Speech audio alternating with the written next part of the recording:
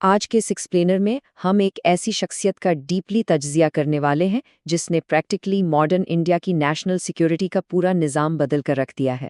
ہم بات کر رہے ہیں اجیت ڈووال اور ان کے بنائے گئے اس شیڈو اسٹیٹ کے آرکیٹیکچر کی جو ان کے ملٹری ڈسپلن میں گزرے بچپن سے شروع ہوتا ہے۔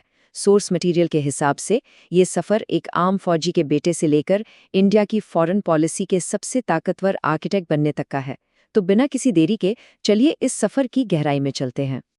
اب ان کی پوری اسٹریٹجی اور مائنڈ سیٹ کو سمجھنے کے لیے یہ کوٹ سب سے پرفیکٹ ہے۔ دیکھیے، سورس مٹیریل بالکل واضح کرتا ہے کہ وہ کسی قسم کی جذباتی حب الوطنی یا سینٹیمنٹیلٹی پر یقین نہیں رکھتے۔ وہ ریڈیکل ریئلزم کے پریکٹیشنر ہیں۔ ان کا دماغ بالکل گیم تھیوری اور ایک ٹھنڈے کیلکولیٹڈ لاجک پر چلتا ہے، جہاں انسان ایز این انڈیویجول ایگزسٹ ہی نہیں کرتا۔ یا تو لوگ اسٹیٹ کے لیے فائدہ مند ایسٹس ہیں یا پھر راستے کی رکاوٹ یعنی آبسٹیکلز، بس۔ تو یہ زیرو ایموشن مائنڈ سیٹ آخر بنا کیسے؟ Act 1 Genesis of a mind. آئیے 1945 سے 1968 تک کا دور دیکھتے ہیں۔ 1945 پوڑی گڑھوال۔ ان کی پیدائش ایک ملٹری بیک گراؤنڈ میں ہوئی۔ ان کے والد بنگال سیپرز میں میجر تھے، تو وہ ریجڈ فوجی ڈسپلن تو خون میں تھا۔ لیکن یہاں سب سے دلچسپ بات ان کی تعلیم ہے۔ انہوں نے اکانومکس میں ماسٹرز کیا، جو اسینشلی اسکارسٹی اور لیوریج کو سمجھنے کا علم ہے۔ وسائل کم ہیں اور ان کا بہترین استعمال کیسے کرنا ہے۔ پھر 1968 میں پہلی ہی اٹیمپٹ میں UPSC کلیئر کرنا، یہ صرف ملک کی خدمت کا جذبہ نہیں تھا، بلکہ ریاست کی طاقت کو ڈائریکٹلی ویل کرنے کا، اسے کنٹرول کرنے کا ایک کیلکولیٹڈ ارادہ تھا۔ خیر، اب آتے ہیں اس دور پر جہاں یہ تھیوریٹیکل نالج گراؤنڈ ریالٹی سے ٹکرائی۔ The black art of infiltration, ان کے فیلڈ آپریٹو ایئرز۔ 1983 سے 1990 کا وقت، لاہور اور اسلام آباد۔ انڈین ہائی کمیشن کے ڈپلومیٹک کور کے پیچھے انہوں نے لٹرلی ایک ڈبل لائف گزاری۔ 7 سال تک ایک مکمل دھوکے کی زندگی۔ انہوں نے مقامی سلینگ سیکھا، دعاؤں کے الفاظ ماسٹر کیے اور سب سے بڑھ کر سسٹم کی ولنریبلٹیز کو پوائنٹ آؤٹ کیا۔ مقصد صرف دور سے دیکھنا نہیں تھا، بلکہ ISI کے انٹرنل فریکچرز کو میپ کرنا تھا تاکہ انہیں اندر سے توڑنا سیکھا جا سکے۔ ان کی مینیپولیشن کی انتہا دیکھنی ہو تو سورس مٹیریل میں ایک بڑا حیران کن واقعہ ہے۔ ایک دفعہ ایک لوکل نے انہیں ان کے چھڑے ہوئے کان کی وجہ سے پہچان لیا کہ وہ ہندو ہیں۔ اب ایسے موقع پر جنرلی لوگ پینک کرتے ہیں، رائٹ؟ لیکن وہ بھاگے نہیں، انہوں نے عجیب سا مائنڈ گیم کھیلا۔ وہ اس شخص کو اپنے ساتھ ایک مسجد لے گئے، مذہب تبدیل کرنے کا ایک پورا ناٹک کیا، اور الٹیمیٹ ٹویسٹ دیکھیے، اسی شخص کو جو ان کی جان کے لیے خطرہ تھا، انڈیا کے لیے ایک انٹیلیجنس ایسٹ بنا دیا۔ یہ سروائیول نہیں تھا، یہ پیور ڈارک مینیپولیشن تھی۔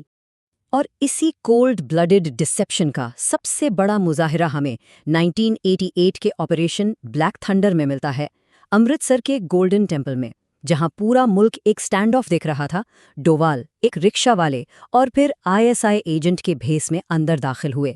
انہوں نے ملیٹنٹس کے ساتھ کھانا کھایا، ان کا اعتماد جیتا، بردرہڈ فین کی۔ کیوں؟ تاکہ ان کے ہتھیاروں کی اسپیسیفک کیلیبرز اور ان کی سائیکالوجی کو سمجھ سکیں۔ وہ کسی کو بچانے نہیں گئے تھے، وہ وہاں ان کی ٹوٹل اور پریسائز نیوٹرلائزیشن انشور کرنے گئے تھے۔ لیکن اس ڈیپ کور کی ایک بہت ڈسٹربنگ ڈومیسٹک قیمت بھی تھی۔ سورس مٹیریل ریویل کرتا ہے کہ ڈوول کی اپنی اہلیہ انو ڈوول اپنے ہی گھر میں انجانے میں ان ملیٹنٹس کے لیے کھانا بناتی رہیں جنہیں ڈوول بطور ہیومن انٹیلیجنس ایسٹس یوز کر رہے تھے۔ یہ سوچنے کی بات ہے کہ یہاں گھر اور میدان جنگ، پرسنل اور پروفیشنل کی باؤنڈری بالکل مکمل طور پر مٹا دی گئی تھی۔ چلیے اب تھوڑا آگے بڑھتے ہیں۔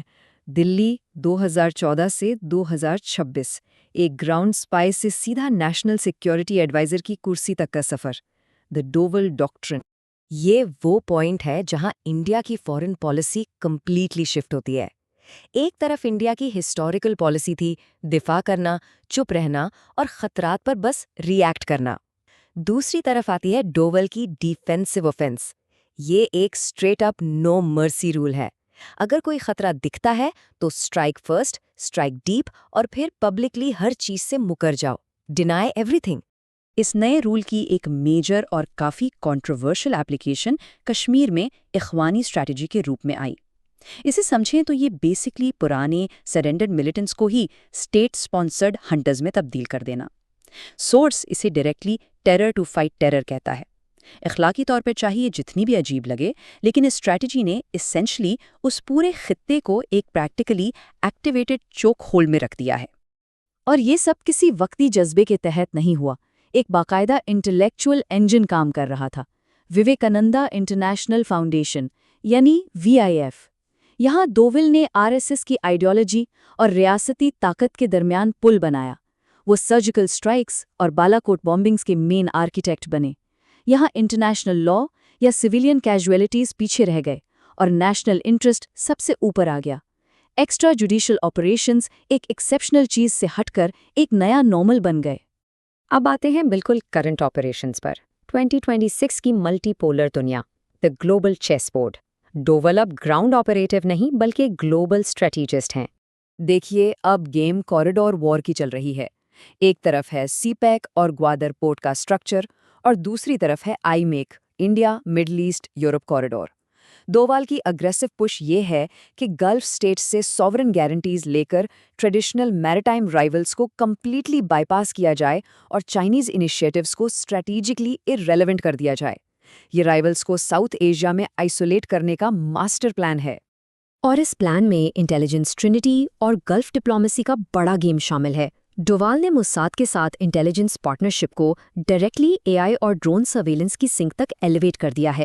دوسری طرف انڈیا اتنا بڑا آئل کنزیومر ہے، اسے ایز اے ویپن لیوریج کر کے سعودی عربیہ اور UAE پر اسٹریٹیجک پرائسنگ کا پریشر بنایا جا رہا ہے۔ یہ سب ایکسپلسٹلی پاکستان میں ہوسٹ ہونے والی کسی بھی US ایران پیس ٹاکس کو کمپلیٹلی نیوٹرلائز اور کاؤنٹر کرنے کے لیے ہے۔ لیکن جہاں اتنی ڈیپلی کانسنٹریٹڈ پاور ہو، وہاں اندھیرا بھی ہوتا ہے، دی شیڈو آف پاور۔ چلیے اس ایکسپلینر کے آخری حصے میں ان کنٹروورسیز اور SWOT انالیسس پر ایک نیوٹرل نظر ڈالتے ہیں۔ اس قدر طاقت نے ایک انٹچبل سٹیٹس دے دیا ہے جس پر شدید تنقید ہوتی ہے۔ کرٹکس ڈائریکٹلی پوائنٹ آؤٹ کرتے ہیں کیمن آئلینڈز کے اس ہیج فنڈ سکینڈل کی طرف جس میں ان کے بیٹوں وویک اور شوریہ کا ذکر آتا ہے۔ یہ ہائی سٹیکس گلوبل فائنانس اور پالیسی کا گٹھ جوڑ دکھاتا ہے کہ یہ پوزیشن کس قدر پبلک اکاؤنٹیبلٹی اور سوال جواب سے دور ایک انسولیٹڈ ببل بن چکی ہے۔ اور یہی چیز SWOT انالیسز میں ایک انٹرنل تھریٹ کے طور پر ابھر کر آتی ہے، single point of failure. Intelligence کا اتنا ایکسٹریم سینٹرلائزیشن ہو گیا ہے کہ ریاست اور ڈوول اسینشلی ایک ہی چیز بن گئے ہیں۔ اس کا سب سے بڑا نقصان یہ ہے کہ نیشنل سیکیورٹی کا لیبل لگا کر کسی بھی قسم کے انٹرنل ڈسینٹ یا مخالفت کو سپریس کرنا بے حد آسان ہو گیا ہے۔ اگر ہم کرٹکس کے ورڈکٹ کو لٹرلی سنیں تو یہ بہت ڈارک تصویر پیش کرتا ہے۔ ان کا ماننا ہے کہ اسٹیٹ اسپانسرڈ اسیسینیشنز، مس انفارمیشن کیمپینز اور یہاں تک کہ ڈیموکریٹک انسٹیٹیوشنز کو مینیپولیٹ کرنا جیسے کشمیر میں PDP BJP الائنس، یہ سب پاور مینٹین کرنے کے ٹولز بن گئے ہیں۔ پارلیمنٹ کو آلموسٹ زیرو اوورسائٹ کے ساتھ بائی پاس کرنا عام ہے۔ ڈوول کو ایک انویزیبل آپریٹر کہا جاتا ہے جس کا کوئی پبلک فیس نہیں، جو ہوٹل کے کمروں میں بیٹھ کر شوٹرز کے ساتھ اگلے گلوبل مووز پلان کرتا ہے۔ 2026 کا آؤٹ لک بالکل واضح اور تھوڑا خوفناک ہے۔ UK اور اسرائیل کے ساتھ مل کر ایک فارمیڈیبل انٹیلیجنس ایکسس بن چکی ہے۔ یہ اسینشلی ایک ماڈرن ڈے چانکیہ کی بلو پرنٹ ہے، ایسی بلو پرنٹ جو مانتی ہے کہ اخلاقیات یعنی مورالٹی ایک ایسی لگژری ہے جو ریاست افورڈ نہیں کر سکتی۔ مقصد صرف اسٹریٹیجک وکٹری ہے، بھلے ہی اس کے لیے پورے گلوبل رولز بیسڈ آرڈر کو کیوں نہ جلانا پڑے۔ تو اس سب تجزیے کے بعد آخر میں ایک بڑا سوال پیدا ہوتا ہے، اس ڈارک سائڈ کو اور زیادہ فنڈنگ دے کر اور زیادہ روتھلیس بنا کر کیا یہ ماڈرن ڈے چانکیہ ایک ایسا انڈیا بنا رہے ہیں جو سیکیور تو پہلے سے زیادہ ہے لیکن الٹیمیٹلی آزاد کم ہے؟ دی ڈوول پروٹوکال کی واقعی آخری قیمت کیا ہے؟ یہ وہ پوائنٹ ہے جو ہمیں اور آپ سب کو آج سوچنے پر مجبور کرتا ہے۔ اس ایکسپلینر کے لیے اتنا ہی۔